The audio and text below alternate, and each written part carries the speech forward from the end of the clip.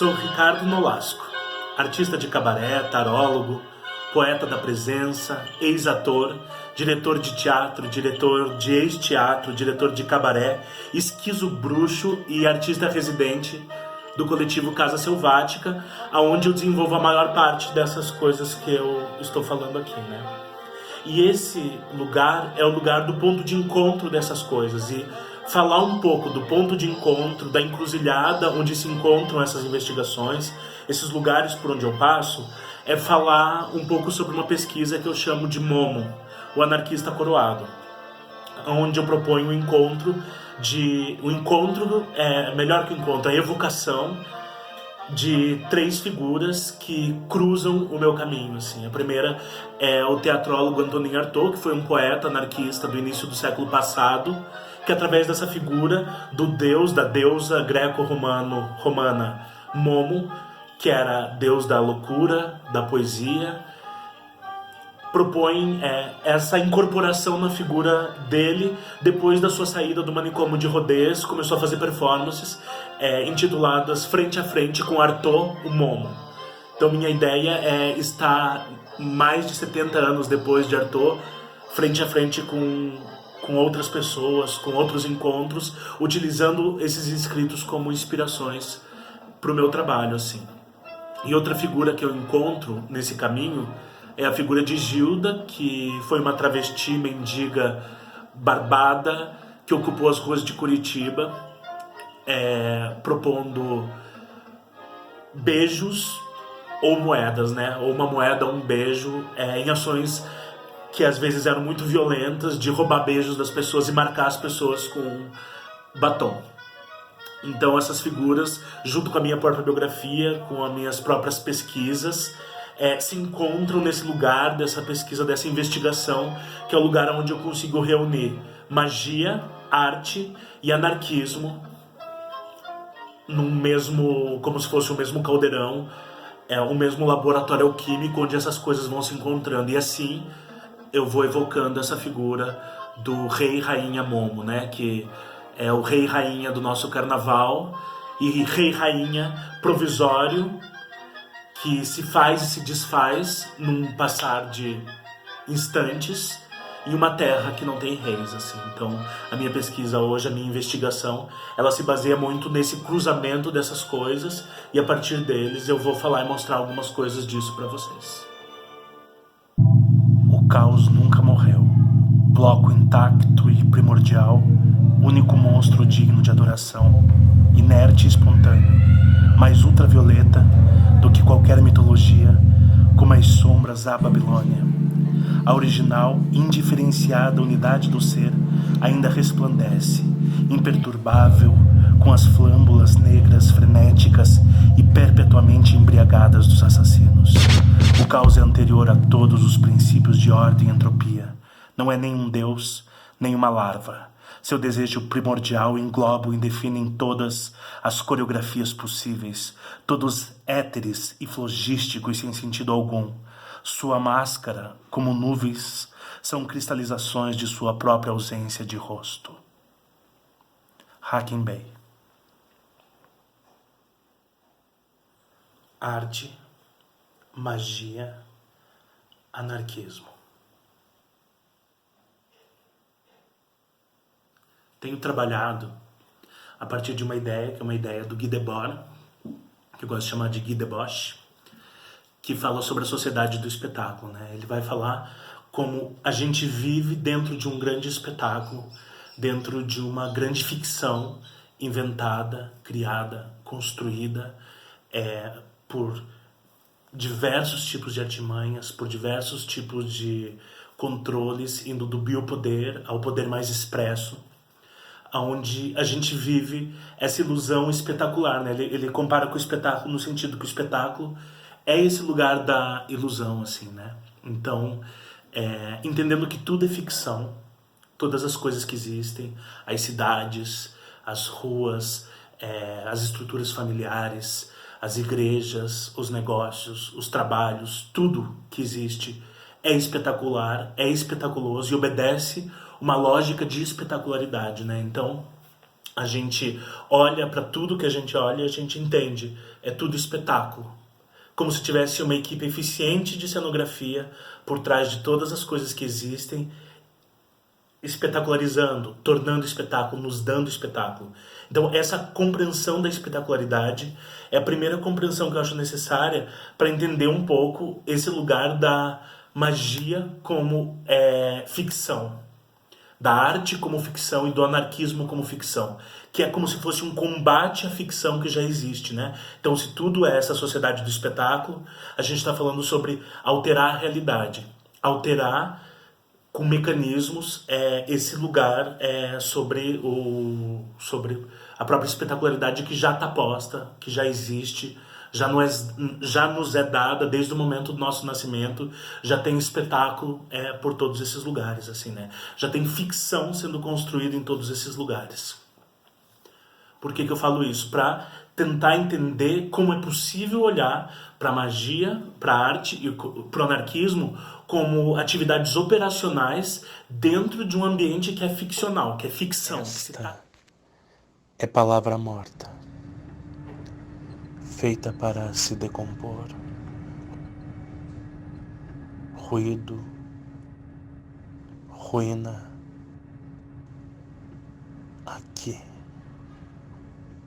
Um corpo cansado, em meio a destroços, aqui. Por que a magia está tão próxima à arte, assim, né? Tanto que a palavra arte, magia, alquimia, ela se perde, se embaralha nos seus sentidos originais, justamente por esse lugar, que elas estão operando no mesmo lugar, que é de modificar o real, modificar a realidade, modificar o dito destino trágico grego, que a gente pode estar estudando lá já desde a Grécia, assim, de entender que tudo isso pode estar mais nas nossas mãos, assim. Eu acho que isso é um lugar, um pensamento de autonomia nessa alteração da realidade, assim. O Hakim Bey, esse cara, ele escreve diversos livros com a ideia de anarquismo ontológico, né, que sai daquela ideia do anarquismo como um lugar de luta de classes ou vinculado a um pensamento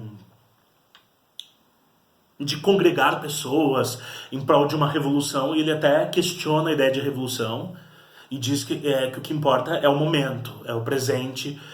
Então esse anarquismo é como tá mais no lugar de todos sermos um rei, todos termos um reinado, e isso tem tudo a ver com magia, se a gente vai pensar. E o pensamento dele, que é a forma que eu conheci a magia do caos, está totalmente vinculado a esse lugar de nos entendermos dentro dessa dinâmica que é esse pensamento do anarquismo ontológico, né? O caos como todas as coisas que existem, a presença de todas as coisas, alguns chamam de demônio, outros chamam de Deus, mas ele é essa mistura dessas coisas e que pode ser reprogramado e reorganizado, assim.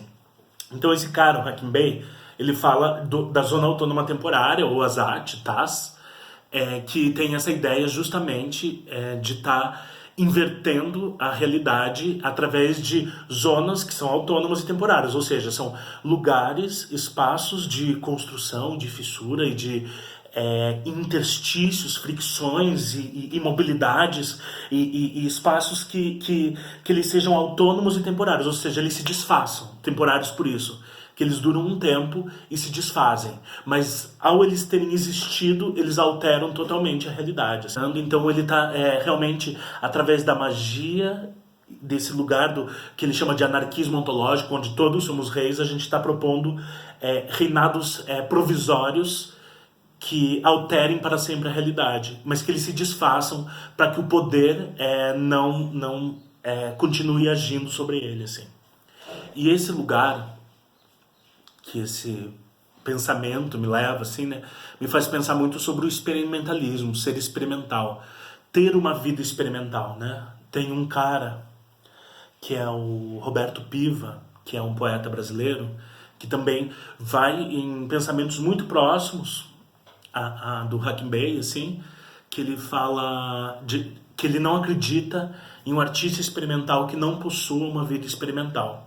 Então aí tem um lugar muito interessante de pensar o que é essas ações, o que é esses lugares entre arte, magia e anarquismo, né? Que é sobre a experimentalidade, que é romper com a ideia de dogma, de produto fechado, de que tem em todos esses lugares, né, de sistema político, romper com esse lugar por um lugar de experimentalidade, de viver a experiência, experimentando radicalmente as coisas, assim. Então, eu gosto muito desse pensamento de arte e vida experimental, né, arte e vida em experiência, sendo como um experimento alquímico mesmo, né, mexendo dados, mexendo coisas e transformando assim essa realidade assim.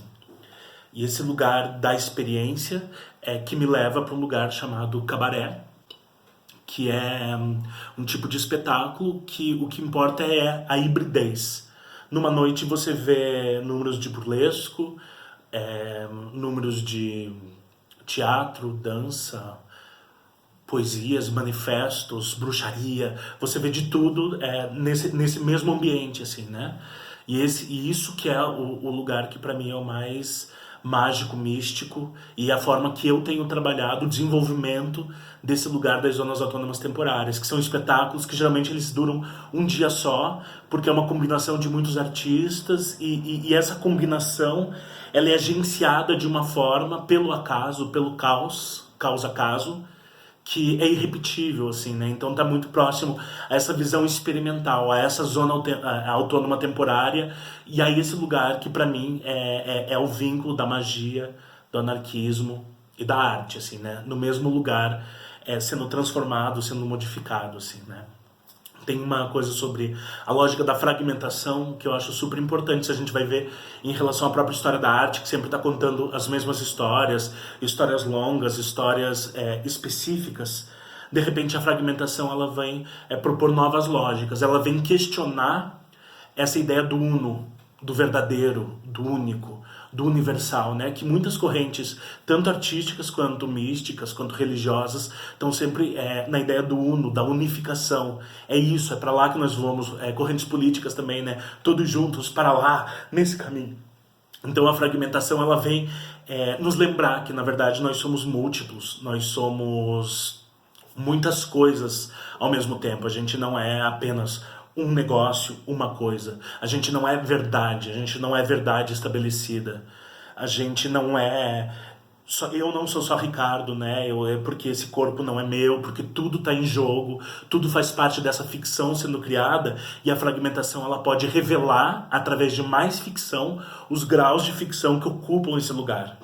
E uma forma que eu acredito muito nisso é no humor, na paródia, nessa coisa do riso, o riso como essa atividade libertadora e mística mágica, assim, né? Então, o meu trabalho sobre esse lugar da magia, ele tem muito a ver com a arte, com a realização artística, propondo espaços que rompam uma lógica histórica de ficções que a gente não percebe, e trocando isso por ficções que a gente percebe, que a gente faz, e que assim possam ir alterando a realidade nesses espetáculos híbridos, assim, né? E assim, o meu estudo do tarô tem muito a ver com isso também. Então, nas minhas leituras de tarô, na forma que eu entendo o tarô, eu vejo novamente, assim, por ser esse livro de páginas soltas, esse livro que não está encadernado e grampeado, eu vejo esse lugar que eu chamo do cabaré tarô, que é de estar entendendo que o tarô também é um cabaré, é um dispositivo de contar histórias de forma que a gente vincula as próprias palavras do tarô, né, reconfiguradas. A gente encontra a palavra rota, então o tarô ele aponta rotas, a palavra ator tá dentro, né, dessa palavra tarô, e a palavra rato, como aquele que vai criando outros caminhos, outras ficções, outras possibilidades para esse mundo como se configura.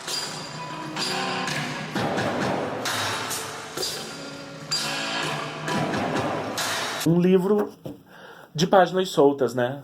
Que se embaralha, e quando se embaralha todo o caos, se embaralha tudo que existe, se embaralha todas as formas de fazer as coisas no mundo, de de transformar o mundo. Eu acho que se transforma as narrativas ao se embaralhar, assim, né? E eu estudo o tarô um pouco distante à forma clássica do mito do herói, onde, né, tipo, onde se tem que encontrar a narrativa correta. Não, eu gosto de olhar para o tarô como essa possibilidade de embaralhamento do caos, de transformação do caos. Porque se eu mexo uma carta, automaticamente todas as cartas se mexem dentro dessa mão.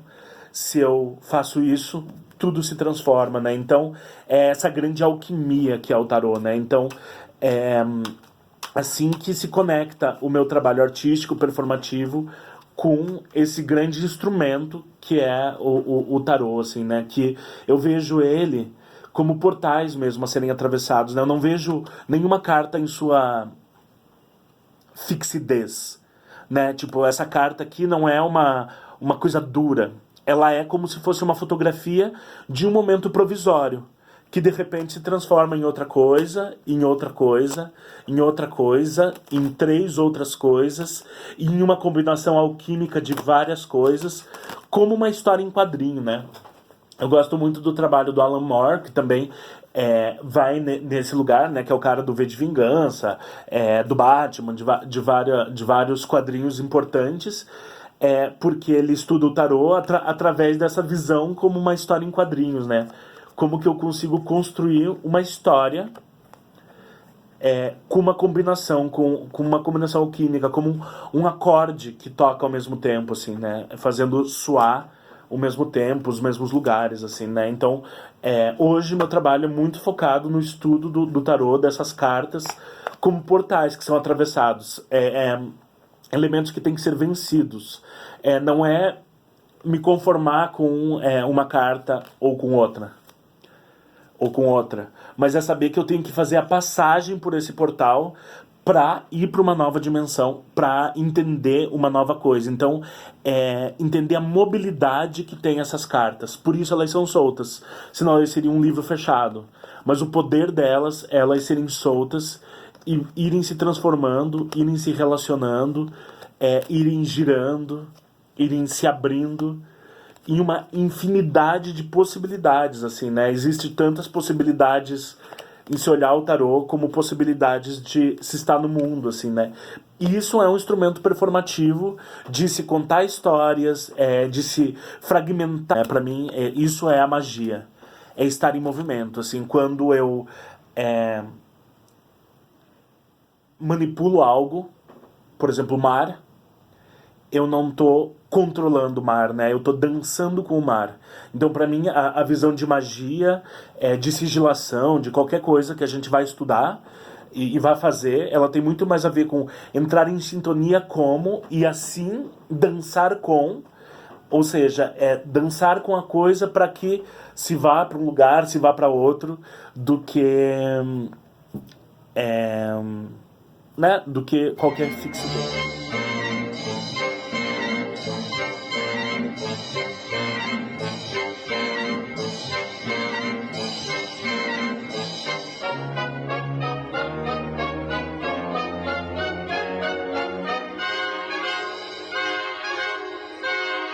Então, conhecer um pouco mais sobre esse pensamento, tanto sobre o tarô, sobre a arte, sobre a magia, sobre o anarquismo. Convido para acompanhar o meu trabalho, que acontece bastante nas redes sociais, em específico no Instagram Ricarda Momo. Assim como por ali também dá para marcar consultas de tarô. Eu também faço um trabalho de acompanhamento e consultoria de processos artísticos a partir do tarô, em específico o tarô de Marsella, mas dá pra gente trabalhar através de vários tarôs, assim como conhecer o trabalho que a gente desenvolve na Casa Selvática, esse coletivo que fica em Curitiba, assim como vir conhecer esse espaço. É isso. Beijo. Terrorismo com torresmo, represália e óleo, militante a milanesa e tortilha de guerrilha, anarco-punk, monarquismo, guerra de nervos pós-pornô, ciranda, cirandinha, vamos todos cirandar. Vamos dar a meia volta e volta e meia, vamos dar. Olha essa roda que gira e que cai, olha esse sangue que escorre e que sai, olha essa massa cinzenta que vai. Hurra, hurra! Cornos no cu, viva o rei, bom!